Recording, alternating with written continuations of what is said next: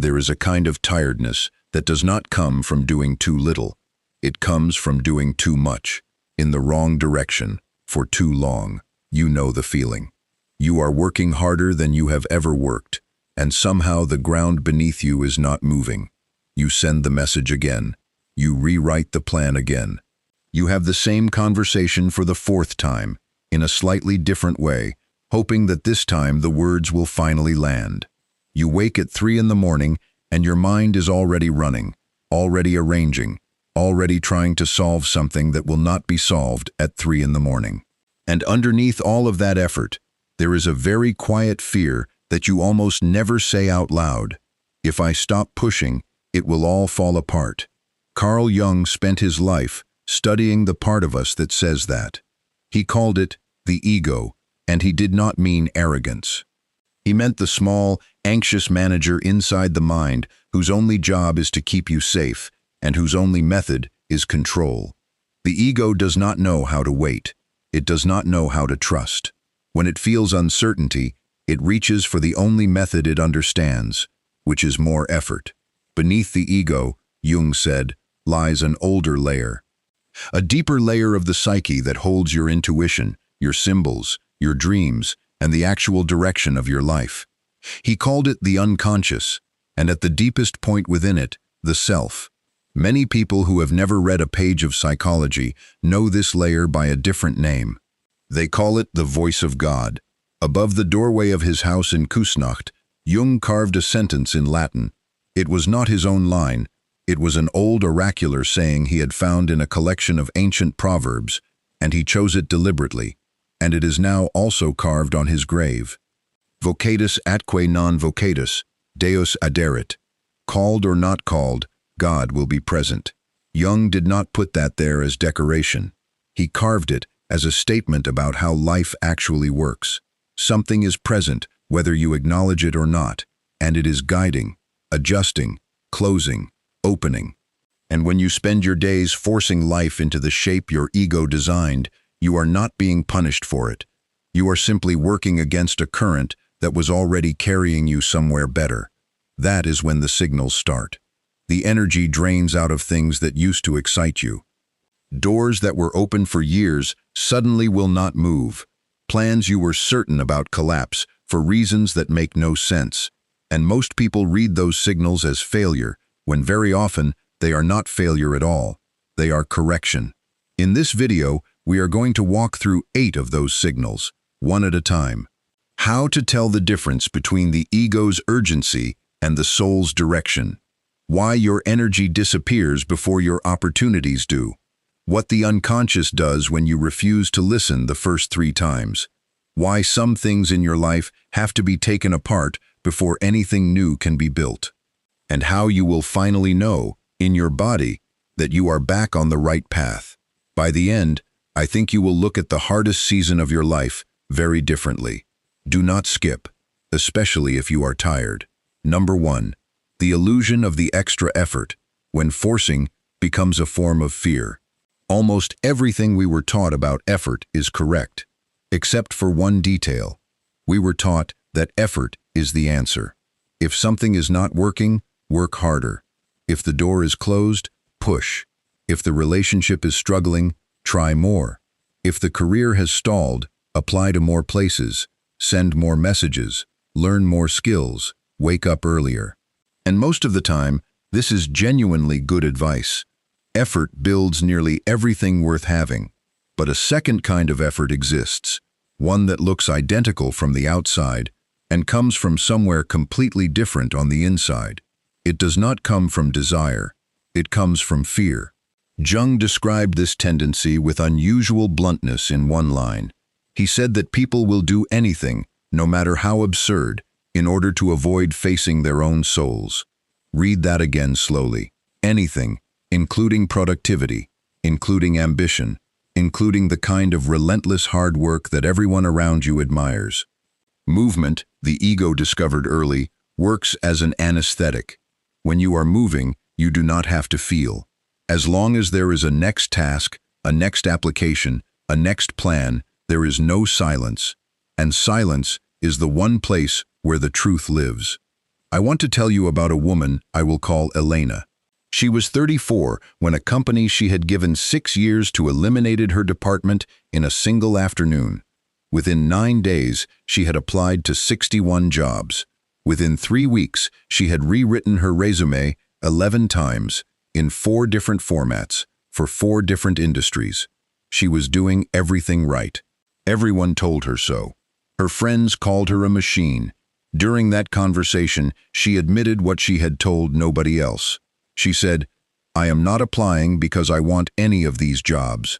I am applying because if I stop for even one day, I have to sit with the fact that I do not know who I am without that building."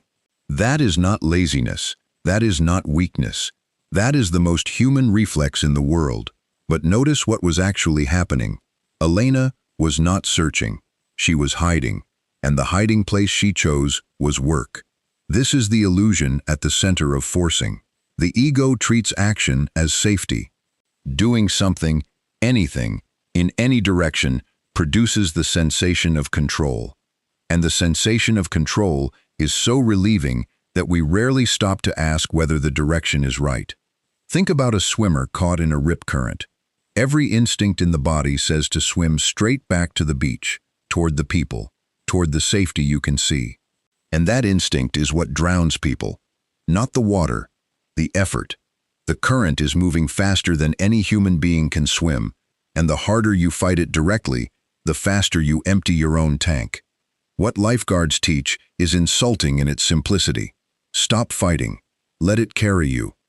Then swim across it, not against it, and the shore will let you back in. Rip currents do not drown the swimmer who did too little. They drown the one who did too much of the wrong thing, with everything he had. Human psychological life works the same way. There are seasons where more effort is exactly what is required. And there are seasons where effort is precisely what keeps you in the current. From the inside, the two feel identical. Both feel urgent. Both feel responsible.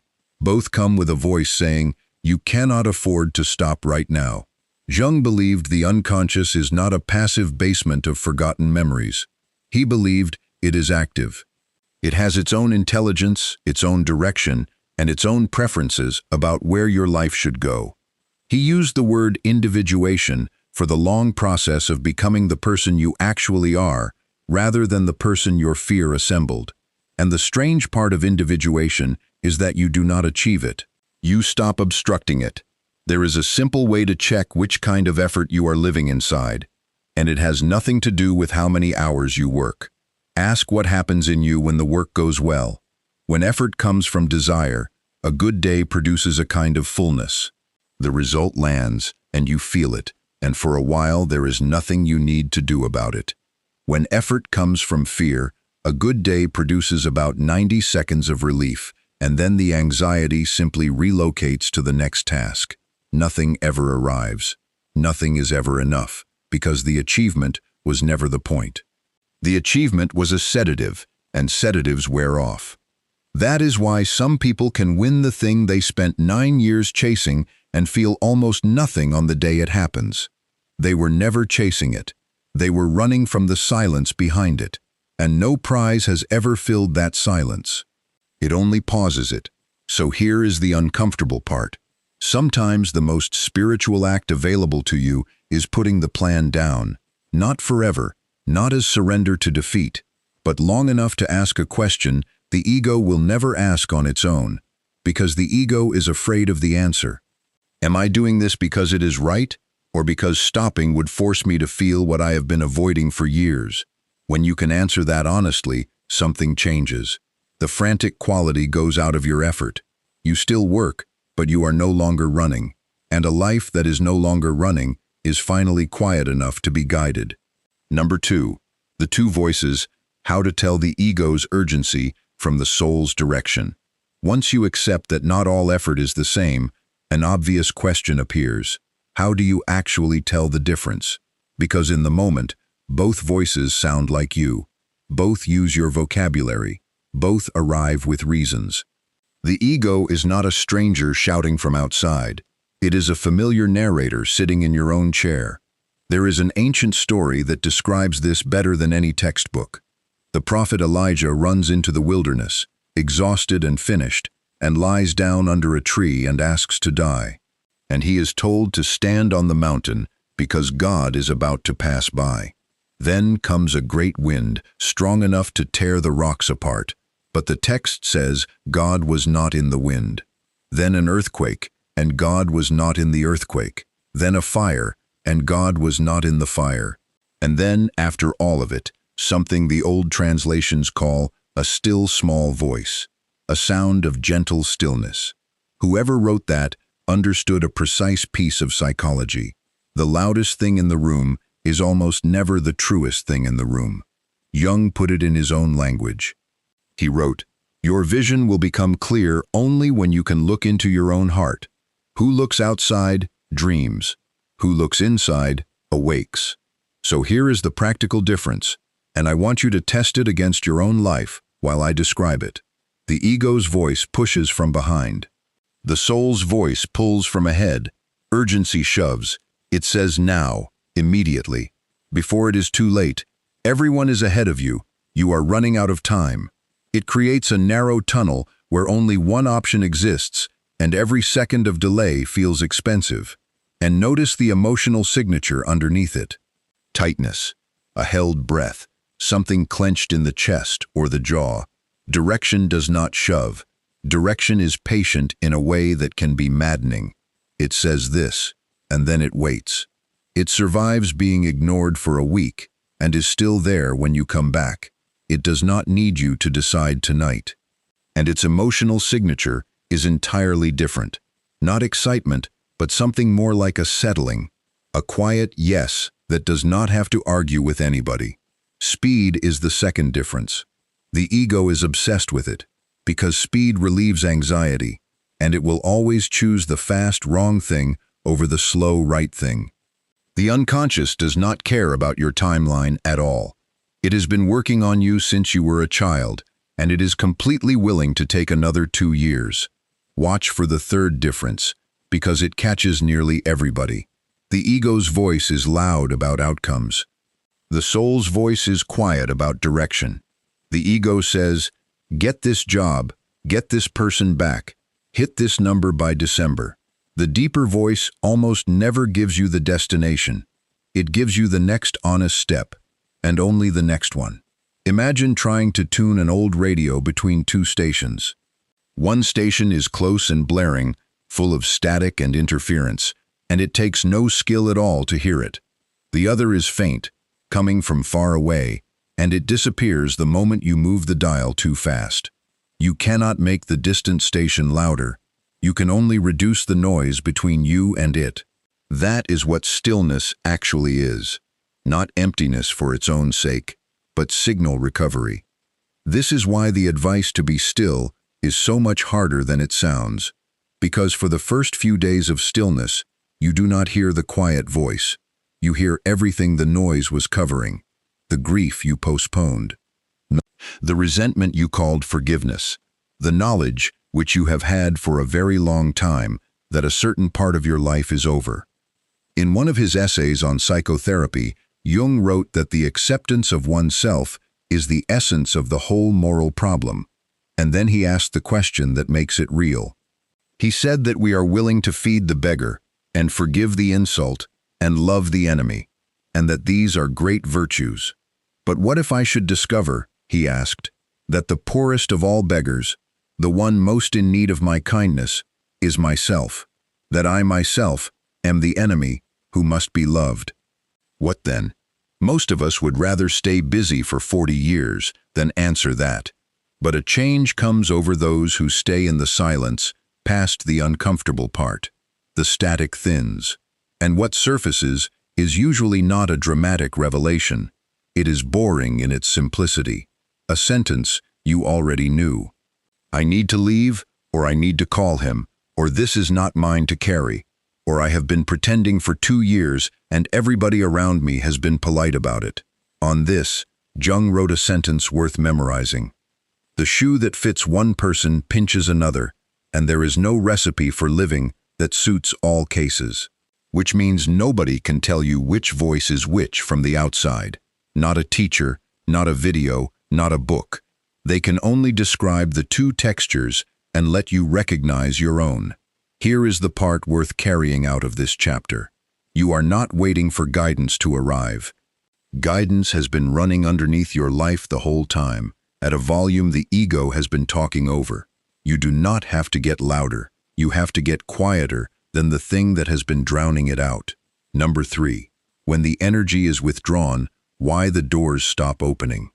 There is a specific experience that nearly everyone goes through at least once, and almost nobody has a name for. Nothing has gone wrong. There is no disaster. You have not been fired. Nobody has left you. And if a friend asked how things were going, you would honestly say fine. And yet, everything has become heavy. The work that used to take 2 hours now takes 6. Ideas that would have excited you last year now produce nothing at all. You are still going through every motion correctly, and it is as though someone has quietly disconnected the power supply. Most people diagnose this as laziness, or depression, or burnout, and sometimes those are the right words. But there is another possibility that almost nobody considers, and Jung considered it constantly. Sometimes the energy has not been lost, it has been withdrawn. Jung used the word libido, and he did not mean it the way people use it now. He meant psychic energy in general, the fuel of interest, of attention, of desire. And his central observation was that this energy is not evenly available to you at all times for all purposes. It moves. It concentrates in some parts of your life and drains out of others. And it does this according to a logic that consciousness does not control. Think about a house where the water has been shut off at the mains. You go to the kitchen tap, nothing. You assume the tap is broken, so you go to the bathroom. Nothing. You try the one downstairs, and by now you are convinced the whole plumbing system has failed. You could spend a month replacing every tap in that house, and you would not get a single drop, because the taps were never the problem. Somewhere out of sight, a valve was turned. When your energy vanishes across every part of one area of your life at the same time, that is not usually a series of unrelated failures, but a valve. Thomas, and that is not his real name, spent 11 years building a consultancy that by every visible measure was working. Clients, revenue, a small team, an office he had chosen himself. And in the 12th year, he found that he could not open his laptop before noon. He tried the things you are supposed to try: better sleep, exercise, a holiday, a productivity system with colored blocks. He tried discipline, which is what men of his generation were taught to reach for first. And discipline held for about 9 days at a time, and then collapsed, and each collapse made him think less of himself. Eventually he told me this: the work is not hard. The work has just stopped meaning anything, and I am ashamed of how long I have known that. He had known for 3 years. He had simply been outvoting it. This is what Jung meant when he described the psyche as self-regulating. It is always seeking balance, and it has instruments for enforcing that balance which the conscious mind cannot override. If you commit your life to a direction that no longer belongs to you, the unconscious does not send you a formal letter. It does far worse, and far more effective. It stops funding you. And here is the part that changes how you see it. When the energy is withdrawn, it is not a punishment, but a protection. Consider what it would mean if the energy had kept flowing. Thomas would have had another 5 good years in him. He would have expanded, hired more people, signed a longer lease, taken on obligations that would have made leaving nearly impossible. The full force of his own competence would have carried him deeper into a life he had already outgrown. Energy withdrawn at year 12 is a small tragedy. Energy withdrawn at year 25 is a much larger one. Jung wrote that the greatest and most important problems of life are all, in a certain sense, insoluble. They can never be solved, he said, but only outgrown. And a problem that has been outgrown does not announce itself with an argument. It announces itself with silence. It simply stops being interesting to you. In Chinese thought, There is an idea Jung took seriously enough to write about, the principle of Wu Wei, usually translated as non-action but closer to effortless action. Water does not force its way through stone. It goes around, for as long as it takes, and the stone is worn through anyway. Jung wrote a commentary on The Secret of the Golden Flower and a foreword to the I Ching, precisely because he recognized in that tradition what Western psychology had lost. There is a way of moving with the grain of a thing instead of against it, and the results are not smaller. They are only quieter. There is one detail that makes this diagnosis much easier, and most people have already noticed it about themselves without understanding what it meant.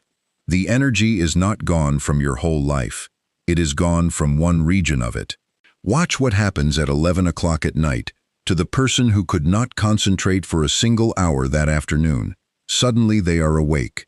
Suddenly they are reading, or building something small and useless, or talking to a friend with real animation about a subject nobody is paying them to care about. The same person who was empty at 2 in the afternoon has energy at 11 at night, and they usually punish themselves for it because they read it as proof that they are undisciplined. Read it correctly, and that is not proof of a character flaw, but a map. Exhaustion that is truly global, that touches every part of life without exception, including rest and food and the people you love, is a medical question and deserves real help. But exhaustion that is regional, that vanishes the moment you step outside one specific area, is not a fuel problem. It is a routing problem. The tank is not empty. The pipe is simply going to the wrong place. Pay attention to the 11 o'clock version of yourself, not because you should quit tomorrow and follow it, because it is the only part of you still telling the truth about where your life is actually pointed. So when the doors stop opening, there are 2 possible readings, and your entire next decade depends on which one you choose. One reading belongs to the ego. It says the doors are stuck, and you are not pushing hard enough. This reading always feels more responsible, and it is the one most people pick. Another reading is available, and hardly anybody takes it. The doors are not stuck, they are shut, and they were shut deliberately, and they were shut by something that can see further down the road than you can. Before you conclude that you have lost your discipline, check whether you have lost your direction, because a person on the right path does not need very much discipline. And a person on the wrong path will never have enough of it. Before we go further, I want to ask you a question, because this next part is heavier. If there was a signal in your life that you ignored, a feeling, a Sunday evening, a tiredness that would not lift, and you overruled it for months or years before you finally listened, write it in the comments. Just a line, just what it was, and how long you argued with it. I read them, and more importantly, other people read them, and somebody scrolling past tonight at 2 in the morning is going to find out that what they are feeling has a name and that they are not the only one who has felt it. Number 4. The louder language, how the unconscious escalates when you refuse to listen. Life almost never stops you all at once. It asks first, and the sequence in which it asks is remarkably consistent, which is why Jung was able to describe it so precisely. It starts as a thought. If the thought is dismissed, it becomes a feeling. If the feeling is overruled, it becomes a mood that will not lift. If the mood is medicated or worked through, it goes into the body. And if the body is ignored, then life arranges circumstances, and circumstances do not negotiate. Each stage is louder than the last. Each stage is harder to explain away. And at every single stage, the message has not changed at all. Somebody wrote to this channel a while ago, and I have thought about it many times since. She said that for 2 years, she woke up every morning with a weight on her chest before she had even opened her eyes. She assumed it was age. Then she assumed it was the commute. She started sleeping less because there was more to do. Then the headaches began, 3 or 4 a week, and she took tablets for them and kept going. Then one Tuesday she pulled into the car park at work, turned off the engine, and could not make herself open the door.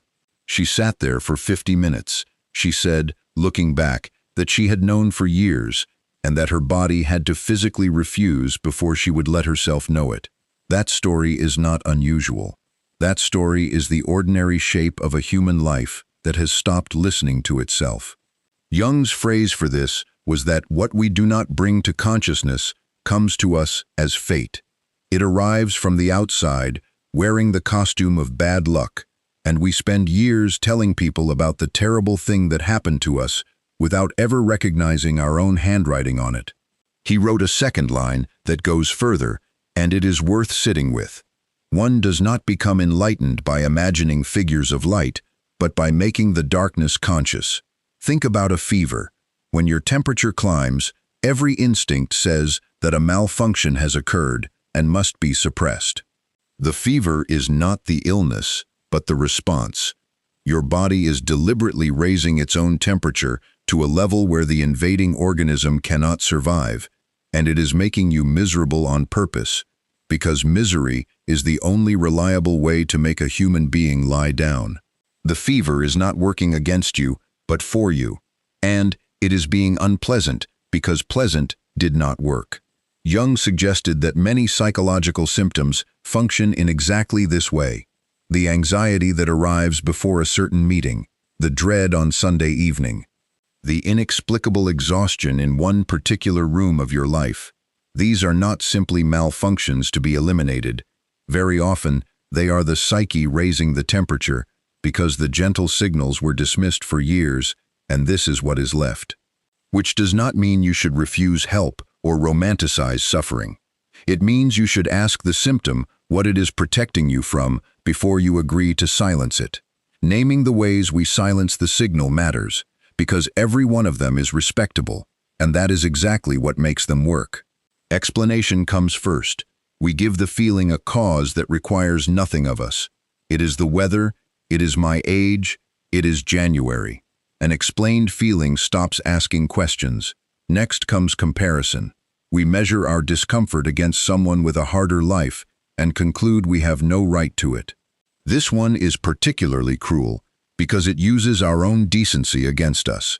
Scheduling is the third and the most respectable of the four.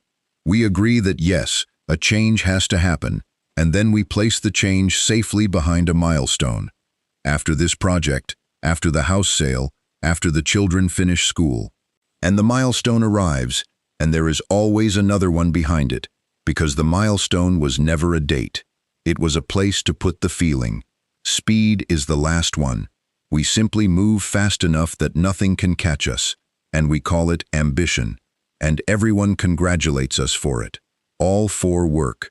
That is the problem. They work for years, and they work so well that by the time they stop working, the message has had to become something that can no longer be explained, compared, scheduled, or outrun. One more point about the escalation is difficult to hear, and I want to say it carefully. The escalation is merciful. It seems cruel because each stage costs more than the one before. But consider the alternative. Consider a life in which the signals stayed gentle forever, and you could comfortably override them forever. And you arrived at 70, having never once been stopped, having spent every year of your one life on something that was never yours. Nothing dramatic would ever have happened to you, and that would be the worst outcome available.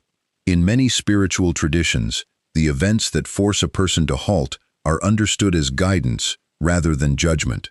Not God punishing a wrong turn, but God standing in the road, because a person moving at that speed does not respond to a whisper. Which brings us to the only part of this you actually control. You will be stopped. That part is not really negotiable. What is negotiable is the size of the stop, and the size is determined entirely by how many of the smaller ones you let pass.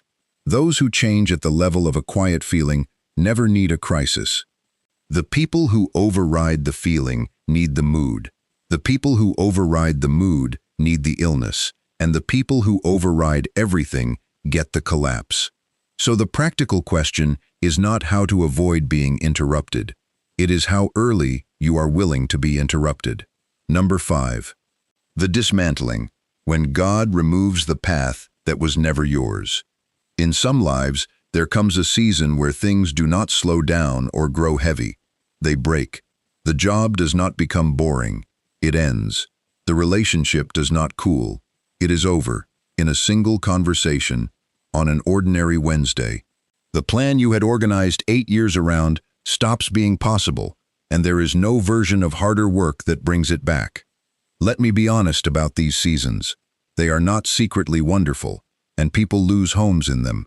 People lose the person they thought they would grow old beside. And anyone who tells you to be grateful while the roof is still coming down has forgotten what it is like to be underneath it. But I do want to offer you a second way of reading it, for later, when you are able to. Jung wrote that there is no coming to consciousness without pain. He was not glorifying suffering. He was making a structural observation, which is that the ego does not release its picture of who you are voluntarily. It has never once done so. It releases that picture only when the picture is taken out of its hands. Genesis carries a story that has followed people for 3,000 years, and it has lasted because it refuses to be tidy.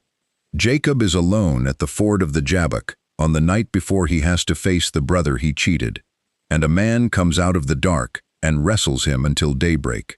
Not a battle, a wrestle, all night, with no winner, and when the first light comes, the stranger touches Jacob's hip and puts it out of joint, and Jacob still will not let go, and says, "I will not release you unless you bless me." Jacob gets the blessing. He also gets a new name, and he walks away from that river with a limp he keeps for the rest of his life. Notice what the story refuses to do. It does not heal him. The blessing and the injury arrive in the same moment, from the same hands, and the story is completely unembarrassed about that. Whatever met Jacob in the dark did not come to comfort him, but to change his name, and changing a man's name apparently costs him the way he walks. That is what a dismantling season actually is. You do not come out of it restored. You come out of it altered, carrying an injury and unable to move through the world in quite the same way again. Agriculture offers the same idea more gently. A grapevine that is never cut produces an enormous amount of growth and very little fruit. The energy spreads out across everything, thin and even and impressive to look at, and nothing concentrates. So the vine is pruned, and pruning is not the removal of dead wood. Dead wood falls off by itself. Pruning is the deliberate cutting of living, healthy, perfectly good branches, because the plant cannot tell the difference between growth and fruit, and someone standing outside it can. Some of what was taken from you was not dead. That is exactly why it hurt. It was alive, and it was good, and it was still taking energy that had to go somewhere else. Jung called this whole process individuation, and he was clear that it is not a smooth ascent. It moves through what he described as a kind of death of the old structure. The persona you built to be acceptable, the identity you assembled out of other people's expectations, the version of your future you were most attached to. These do not evolve gracefully into better versions of themselves. They come apart, and in the space where they used to be, there is a period where you genuinely do not know who you are, and that period is the most disorienting experience available to a human being. Think about a building with a cracked foundation. You can repaint every room. You can replace the windows, refinish the floors, and put in a new kitchen. And every one of those improvements is real, and none of them address the fact that the ground under the building is failing. There eventually comes a point where the only honest option is to take the structure down to the foundation and build again. From the street, that looks like destruction. From an engineer's position, it is the first responsible thing anyone has done to that house in years. If you are inside one of these seasons right now, I would ask one favor of you, and it is not optimism. Do not make the large decision yet. Pressure to act during a collapse is enormous, because action is the only relief available for helplessness, and the ego will hand you something dramatic within about a week. Move cities. Sell the thing. Send the message you cannot unsend. Take the first offer that appears, because any structure feels better than no structure. Almost all of those decisions are made by the part of you that is in pain, on behalf of a person who does not exist yet. You are not going to be this version of yourself in 18 months. Do not let this version sign anything permanent. Hold the small things instead. Keep the ordinary shape of a day intact. Answer the messages from the 2 or 3 people who knew you before. Say no to the enormous gesture for 90 more days, and then look again with the eyes you will have by then. Rebuilding is coming. It is simply not the first thing that comes, and starting it too early is how people end up doing the whole season twice. When people look back on the year everything fell apart, they very often say the same strange sentence. They say, "I would not go through that again, and I would not give it back." Not because the loss was good, but because the loss removed what they were never going to release on their own, and it turned out that they had been holding it with both hands. And this is where many people begin, cautiously, to sense a hand behind the sequence, not a force arranging pleasant outcomes, and not a force punishing mistakes. Something more like a hand removing the wrong path while you are still standing on it, because you had already proved you would not step off it voluntarily. Say it plainly. Collapse is not always the end of a life, but very often the removal of a wrong one. Dying is exactly what it feels like, and the reason is that something genuinely is, just not you. Thank you for staying with this. We are past the hardest part now. Before the next chapter, take one moment and think back to something that once broke apart in your life. A job, a marriage, a friendship, a plan you were certain about. And then think about where you actually ended up because of it. If you are willing, tell that story in the comments, not the polished version. The real one, with the year of confusion in the middle. Somebody reading this is in the middle of theirs right now, and they cannot yet see the other side of it. Your story is the only proof they will believe. Number 6. The fallow season. How to wait without falling apart. Nobody prepares you for what comes after the collapse. Everyone talks about the breaking. Almost nobody talks about the long, flat, featureless stretch that follows it, where the old life is gone and the new one has not arrived, and there is nothing to do but exist in a life that has no shape yet. This is the part where most people give up on the whole process. Not during the crisis. Crisis is survivable, because crisis at least gives you an enemy. It is the empty months afterward that break people, because there is no enemy, no drama, no story to tell. There is only a Tuesday, and then another Tuesday. Farmers have understood this for several thousand years and gave it a name. A fallow field is not an abandoned field, but a field deliberately left unplanted for a season, sometimes longer, and to anybody walking past it looks exactly like neglect. Nothing is happening. Nothing is being harvested. The neighbor's field 200 meters away is full of wheat, and yours is full of weeds. But underneath the surface, something is happening that no amount of planting could have produced. The nitrogen is rebuilding. The structure of the soil is recovering from years of extraction. Organic matter is breaking down into a form the next crop can actually use. The field is not resting from work, but doing the one kind of work that requires the absence of a crop. There is an old story that carries this in mythological form. When Persephone is taken into the underworld, her mother Demeter, who is the earth's own fertility, refuses to let anything grow. And the world enters its first winter. What is striking about the myth is its ending. Persephone does not simply come back.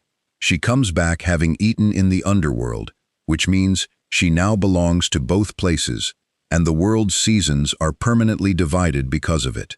The old order does not resume.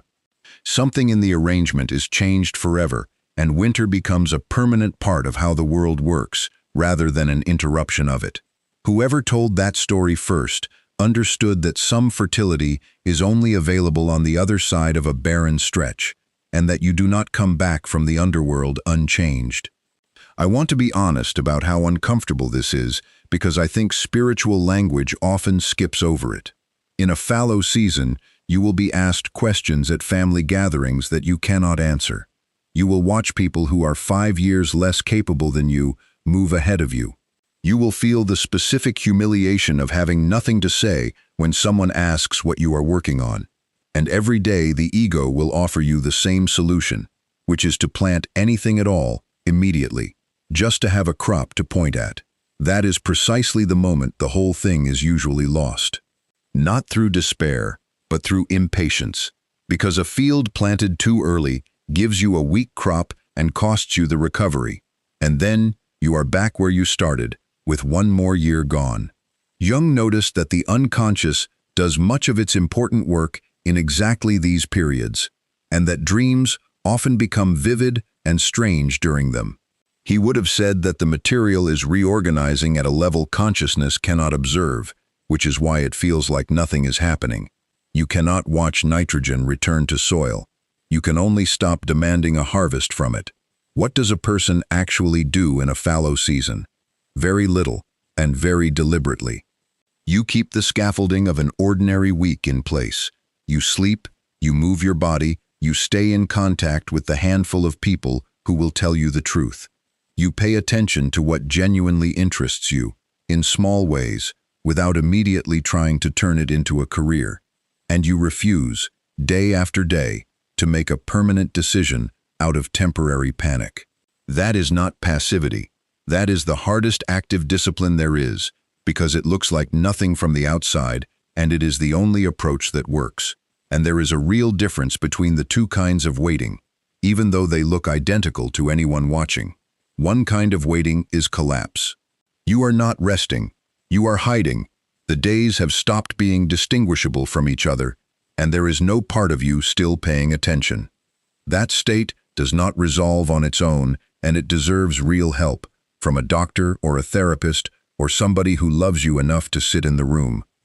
The other kind of waiting is alert. Nothing is being produced, but something in you is still watching.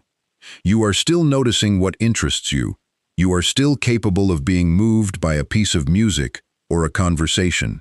If any part of you is still awake in there, you are not finished. You are fallow, and fallow ends.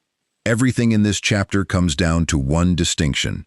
There is a difference between a field that is finished and a field that is between seasons, and you cannot tell which one you are by looking at the surface. Your life is not over because nothing is growing. Some things only grow in ground that was allowed to rest first. Number 7. Synchronicity. How God speaks through timing instead of instructions. Something happens to people who have been through a dismantling and then survived the empty season that follows it. Coincidences start to accumulate. Not miracles. Nothing that would convince a skeptic, and nothing they would raise at a dinner party. Small things, arriving at improbable moments. A name they had not thought about in 9 years comes up in conversation on the same afternoon they needed exactly what he knows. A book falls open at a page that answers a question they asked nobody. A meeting is canceled, and the empty hour it creates puts them in a place they would never otherwise have been. Analytical psychology has a word for this, and Jung built it deliberately. Synchronicity. Events that have no causal relationship to each other, but a clear relationship of meaning, occurring together in a way the one experiencing them cannot dismiss.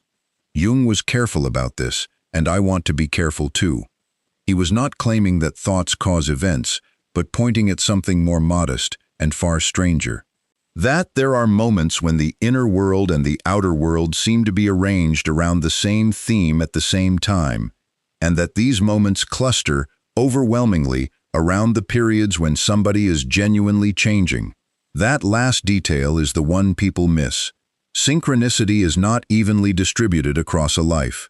It arrives in seasons of transition and is nearly absent in seasons of stagnation. Somebody who has stopped defending an old position becomes, for a while, available to be met. Imagine crossing a river on stepping stones, in fog thick enough that you can see one stone ahead and no further. You cannot plan the crossing. You cannot verify from the bank that the stones go all the way. All you can do is step onto the one you can see, and when your weight is on it, the next one becomes visible. It was there the whole time. Your position had to change before it could enter your field of view. That is very nearly what guidance looks like in a real life. It is not a map, but one stone at a time, and the next one does not appear until you have committed to this one. Naomi, as I will call her, spent 14 months after a divorce doing work she describes as invisible. In that 14th month, she took a temporary job she was overqualified for, entirely for money, with no illusions about it. On her 3rd week there, she covered a shift for a colleague she barely knew, and in that shift, she met a woman who mentioned, in passing, a training program she had never heard of.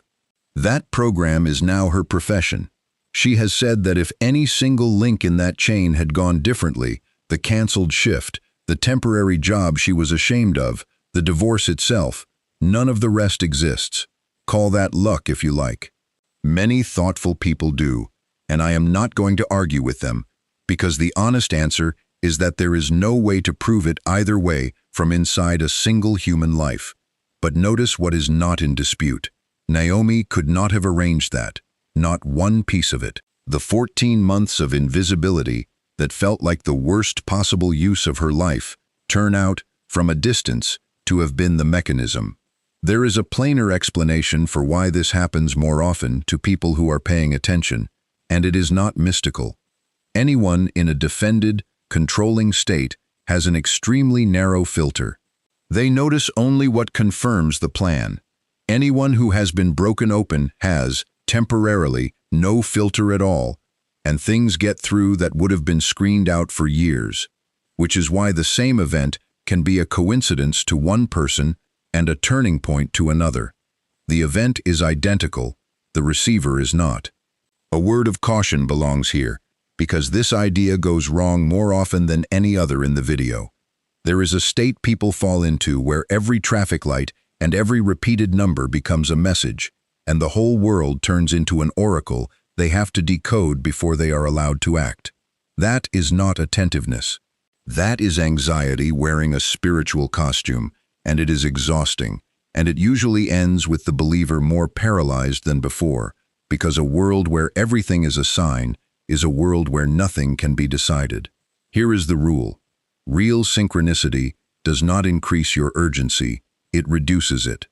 It arrives, it lands, it clarifies something, and then it leaves you calmer than it found you.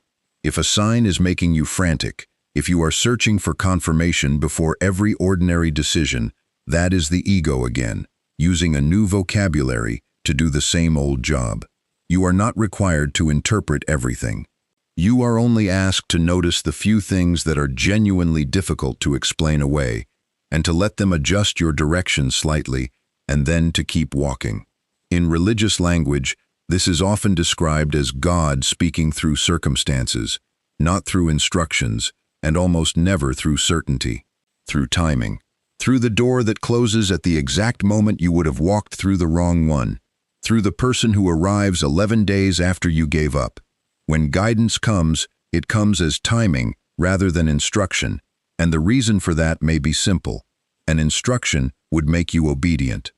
A pattern of timing makes you attentive. One of those produces a follower. The other produces somebody who has actually learned to see. So stop demanding the whole map before you take the step. The map is not being withheld from you out of cruelty. It is being withheld because a life is not something you can be shown.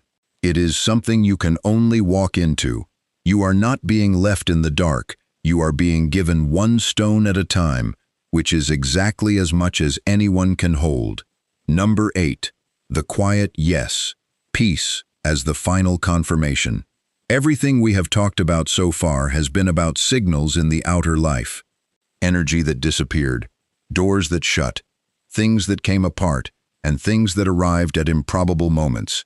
But the last sign is not out there at all, and it is the only one that has never once misled anybody. You will know you are on the right path because of what happens inside you when you stop. Most people expect the confirmation to look like success, a number, a title, a message, the moment somebody finally says yes. And those things are wonderful when they come, and they are also completely unreliable as evidence, because nearly everyone reading this has already had a version of them while feeling absolutely nothing. What people describe when they finally arrive somewhere true is much less dramatic than that. They do not describe excitement. They describe the absence of a background noise they had stopped noticing. Think about a key in a lock. When the key is wrong, you can still make it go in. You can jiggle it, apply pressure, find the angle where it almost catches, and if you are strong enough and stubborn enough, you can eventually damage the mechanism into something that resembles opening.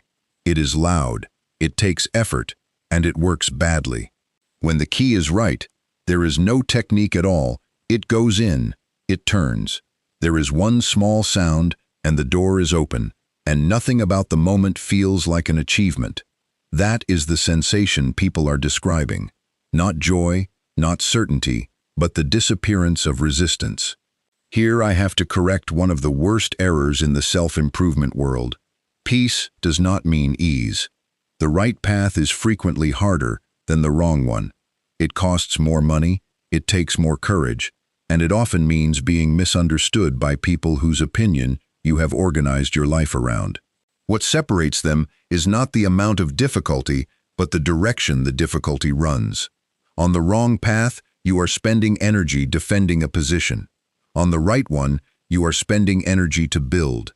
Both are exhausting. Only one of them leaves you with anything at the end of the week. Nowhere have I seen this more clearly than in a man I will call Peter.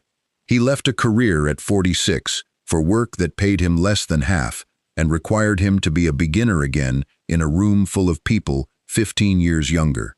Nothing about his circumstances improved. His anxiety about money got worse, not better. But he said one sentence I have never forgotten. He said, "I am tired now," in a way that sleep fixes. That is the whole distinction, in 9 words. There is a slower version of this that matters more than the moment of recognition, and almost nobody mentions it. Peace of this kind does not arrive as an event, it accumulates. You notice it first in small administrative places, weeks apart. You stop rehearsing conversations in the shower. You answer an email in 4 minutes that would have taken you 2 days of dread.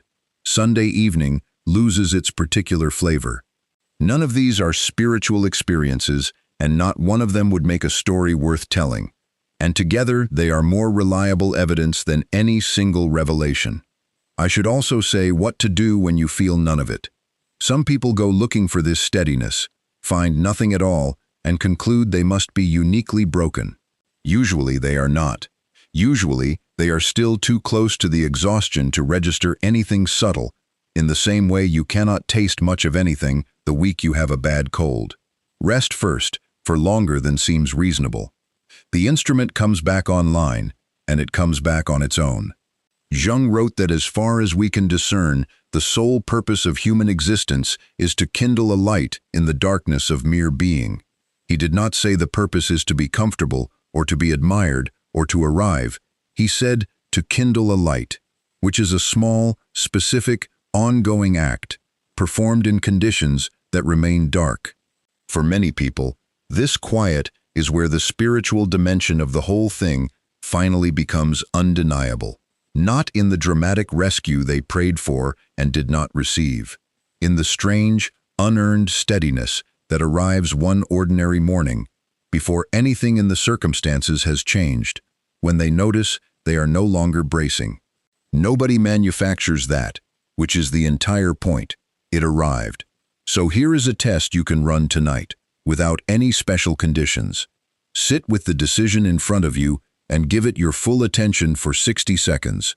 And pay attention not to your thoughts, but to your body. If the option produces tightness in the chest, a held breath, a shortening of the jaw, and a mental voice listing why you have to do it, that is the ego. If it produces a settling, a fullness in the breath, and a quiet that does not need to convince anyone, that is the other thing. The ego argues. Direction does not have to. This is the quietest, most useful sentence in the video. You already have the instrument. It is not intuition in the mystical sense. It is your own nervous system, and it has been giving you accurate readings your entire life while you overruled it with reasons. Peace is not the reward you receive at the end of the right path. but the instrument that tells you which path is right, and it has been in your hands the whole time. Let us put the 8 together, because they are not a list, they are one movement.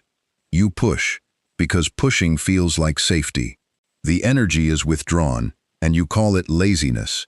The signals get louder, and you call them bad luck.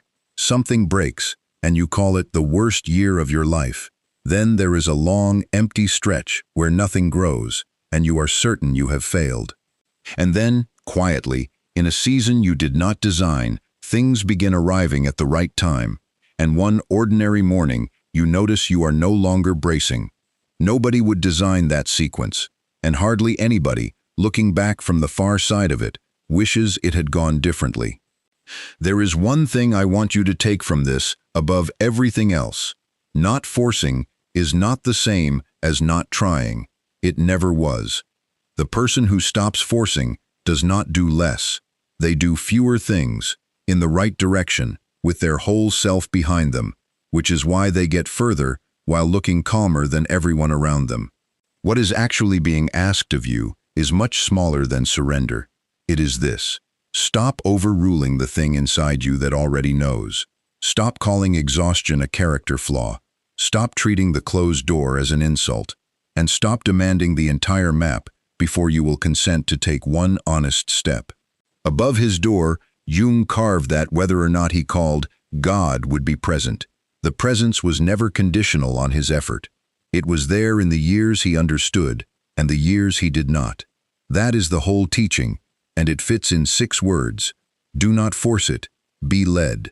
If any part of this reached what you have been carrying, leave a like and subscribe so we can keep going into this material together. It genuinely helps this channel reach the person who needs it at 2 in the morning. And remember this, if you remember nothing else. The path you are looking for is not somewhere ahead of you, waiting to be earned by more effort. It has been running underneath your life this entire time, patiently, at a volume you could not hear over the sound of your own trying. Slow down enough to hear it, and it will still be there. It always was.